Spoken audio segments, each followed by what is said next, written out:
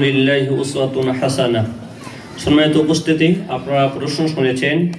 আমাদের আলোচকগণ আলোচনার সময় সুর দিয়ে ওয়াজ করেন, বিভিন্ন অঙ্গভঙ্গি করেন, এগুলো ইসলাম সম্মত কিনা, শরীয়ত সম্মত হবে না এই বিষয়ে জানতে চেয়েছেন। আপনার এই প্রশ্ন উত্তরে বলতে চাই, সুর দেওয়া ইসলাম হারাম করেছে বিষয়টা এরকম নয়। সুর দেওয়া বৈধ রয়েছে, অবস্থার আলোকে বিভিন্ন সময় বিভিন্ন রকম সুর হতে পারে।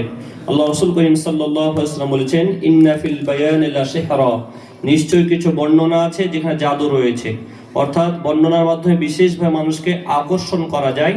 সুতরাং যদি সুরের মাধ্যমে আকর্ষণ করা যায়, ইসলামের বাণী পৌঁছা যায়, এটা হারাম হবে না ইনশাআল্লাহ।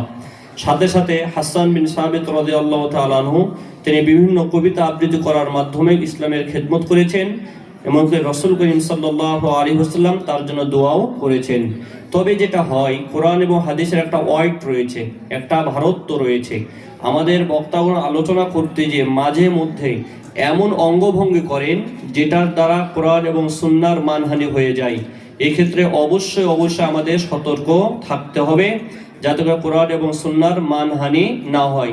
অতিরিক্ত মজাক করা, কৌতুক করা, বেশি হাসি ঠাট্টা করা, গল্প গুজব করা, এগুলো আসলেই ইসলামী আলোচনার সাথে সামঞ্জস্যপূর্ণ নয়, শোভনীয় নয়। এই বিষয়টা মাথায় রাখবো ইনশাআল্লাহ। সাথে সাথে আরেকটি যেটা গুরুত্বপূর্ণ বিষয়, সেটা হচ্ছে কোরআন এবং হাদিস আলোচনা, যেটা রাসূল করিম সাল্লাল্লাহু আলাইহি ওয়াসাল্লাম বলেছেন, বাল্লিগু আন্নি ওয়ালাউ আয়া।